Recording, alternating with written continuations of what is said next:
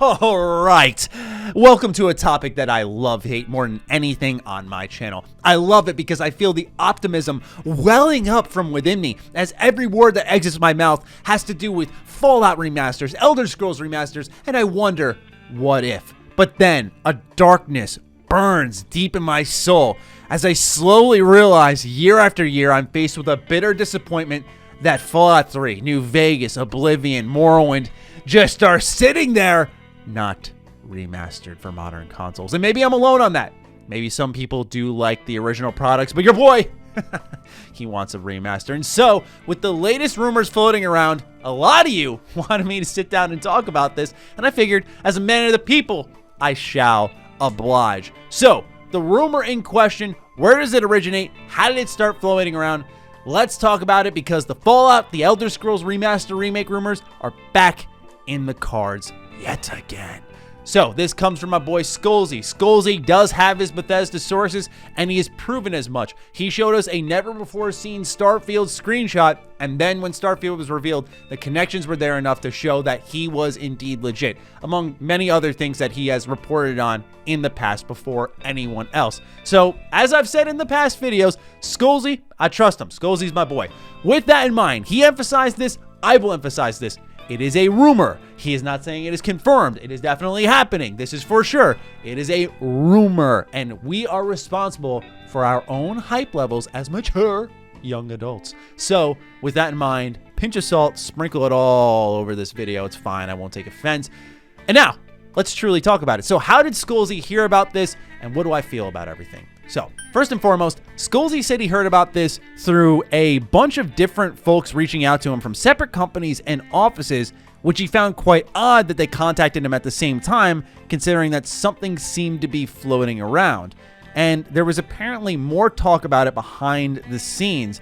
This came from a developer conversation where apparently said developer had slipped up, talking about Bethesda opening some type of new studio, which would make some sense given that when you look at LinkedIn profiles, when you look at Bethesda job listings, they are hiring, they are expanding. Since the Microsoft acquisition, given the influx of cash put into their company, it would certainly make sense that they were willing to expand their operations and invest a little bit more in themselves. And of course, I'm sure Xbox would like to continue to invest in Bethesda and make them as profitable as a company as humanly possible, given the amount of money that they had spent on them. And so this studio apparently has been tasked to make remakes and remasters. Speculation time, you take a look at Microsoft, who is a fan low-key of remakes and remasters. You look at Gears of War Definitive Edition. You take a peek at Wasteland Remastered, Age of Empire getting some remasters. Suddenly it starts to come together that, you know, under the radar, they do like to re-release these games, even if they have them already in their backwards compatible library. They go, well, can we touch this up? Can we make this better? And they do so. So with that in mind, why wouldn't you want to touch up some of the Bethesda IP, especially if Galaxy Brain moment here, Phil Spencer immediately changed his profile picture to the Vault Boy upon acquiring Bethesda. I remember seeing that and going, very fishy, Phil. Now, let's talk, of course, about the status of the industry. Remakes and remasters are the thing right now. I remember in the Xbox 360 to PS3 era, we got a lot of remaster packages of old PS2 games. Now, because technology has advanced so far, we're seeing remakes in the name of Final Fantasy VII, which did extremely well. Resident Evil rebuilt its legacy, as far as I'm concerned, through the remakes of 2 and 3, primarily 2, where now people adore Resident Evil and are reminded why they liked it so much. But of course it came with some modern touches. The tank controls weren't there in Resident Evil 2. The level design was much better. There was more detail, more story focus. They did an excellent job and elevated their series in turn because it's that blending of nostalgia and modern design, able to give someone, they know what they're getting. It's a safer buy. It's familiar. It taps into something that makes them maybe feel a little bit more comfortable, but it's new. And you can always be excited about what this new thing will be like with all of the changes that have come with technology. 2K themselves have been reported to be working on 3 different remaster and remake projects because at the bare minimum, even if they suck, they print money 90% of the time. So when you take a look at the broad scope of the industry, we are entering a time where it's exciting, but also frustrating, because you look at something, in my opinion, like Dead Space, and while I'm very much highly anticipating that remake, I almost don't know if it's necessary. I am of the mindset it would benefit more from a remaster. I don't think that game needed drastic changes like maybe Dead Space 3, which I feel skipped a beat or two on what made Dead Space special.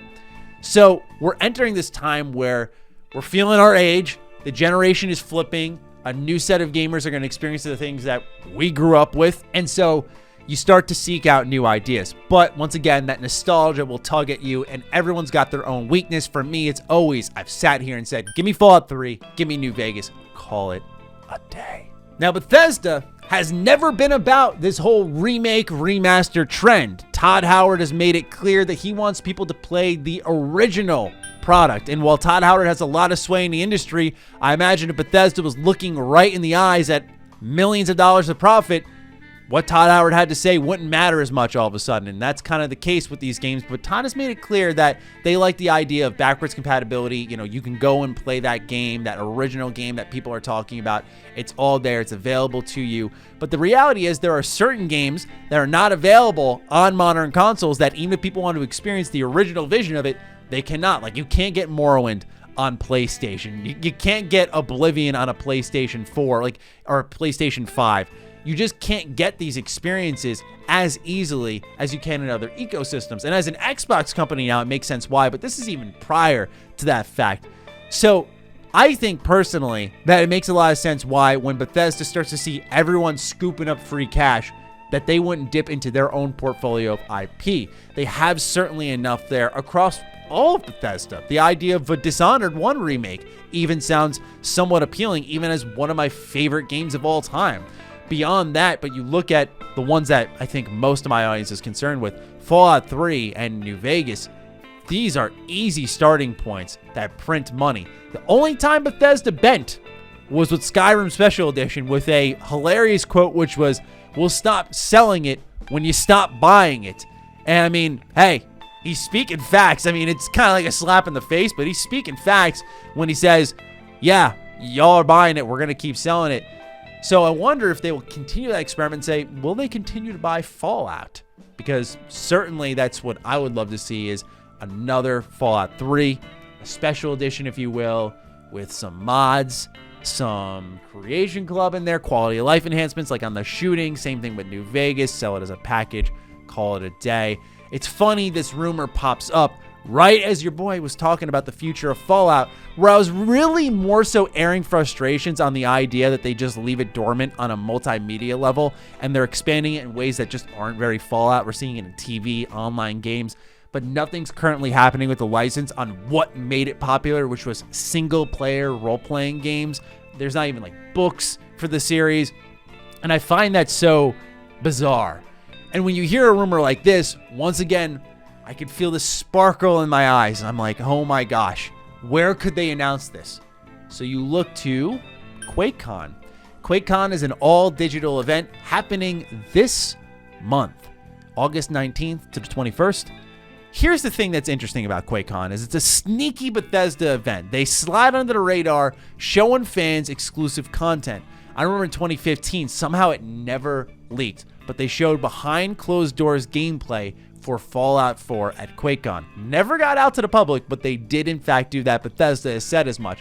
They've also shown Doom 2016 gameplay at Quakecon. They've shown Doom Eternal gameplay at Quakecon. And most relevant to this conversation, they announced Bethesda Game Studios Dallas at Quakecon 2018. The Quakecon I went to, by the way, so, good luck charm, right? Anyway, I think that there is always the possibility they could reveal this new studio or rebrand a current one, right? Because they've welcomed Human Head and rebranded them into a Bethesda studio. I think Alpha Dog is one. They've got Bethesda Game Studios. Dallas here is it seems a support studio. Bethesda has some elusive companies underneath their umbrella that I look at and think, what are you doing with that team? So I wonder if that would be a potential place for them to announce it, because I talked about this in my Xbox video the other day, which was that Bethesda is not a part of what's happening with the Xbox Showcase. They have a little bit of a Gamescom stream, but that's way after the fact. That's multiple days after, where I'm thinking to myself that their time to talk and show things and update folks is 100% going to be Quakecon. And what could they bring there that would bring some noise? So, of course, Starfield info could be on the table. An interview or two could be there. But more than anything, I think this could be the place you announce a new studio with its objective in mind, saying like, hey, this is where we're doing remakes and remasters. At least that's what I hope for. I think that makes the most sense given so many IP across Bethesda just will end up lying dormant. And I mean, you even look at Arcane. I talk about Bethesda Game Studios all the time, but they've got Dishonored, Prey. Now they've got Deathloop. If Deathloop hits, they got the same thing Bethesda has with Starfield, Elder Scrolls, and Fallout. They've just got so many IP that people are going to want to see more of, and they're going to want to experience, and they won't be able to.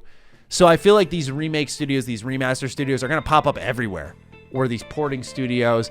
I've talked about the idea of a Vault studio for Fallout. I think that would make a lot of sense. Of course, I will continue to champion and beat the drum on that one. But I can't help but hear this rumor and feel compelled to sit down and talk about it, especially when I kept getting tweets about it.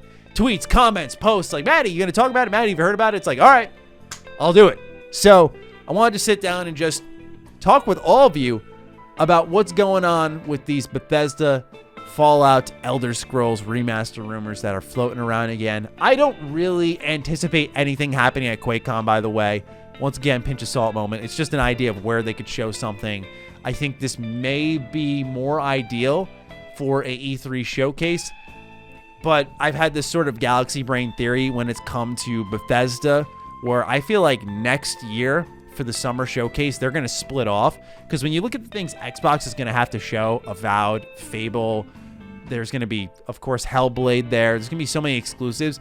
And then you look at what Todd Howard likes to do when he fully reveals his game, like with Starfield, a full gameplay reveal.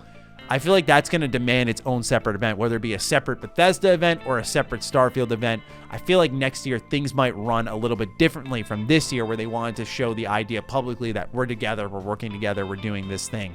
So I'm personally of the mindset that if Bethesda's doing their own event, then maybe you see the studio announcement there next year, where it's like, yeah, we're really hitting it hard. But now's a good time to strike, where there's a long wait for Starfield. And it's like, now if you get another announcement like a Fallout 3 New Vegas special edition package coming July, August, and it's sort of sitting there as a primer to Starfield, getting that Bethesda hype going, free Bethesda hype at that. I don't know. Maybe I'm just wild and I'm not really thinking straight. I don't know. I just think it sounds so exciting, but who knows? Time will tell. Anyways, I know a lot of you wanted me to talk about it. I'm happy to do so. Let me know what your thoughts are on these remake, remaster rumors in the comments down below. Certainly, I imagine a lot of you are excited, so let me know what you're thinking. Other than that, follow me on Twitter, follow me on Instagram. Those links are in the description down below. And a big thank you to all the patrons, all the members who continue to show the love and support over on the Patreon. Stay sexy, stay active. I love you all. Peace.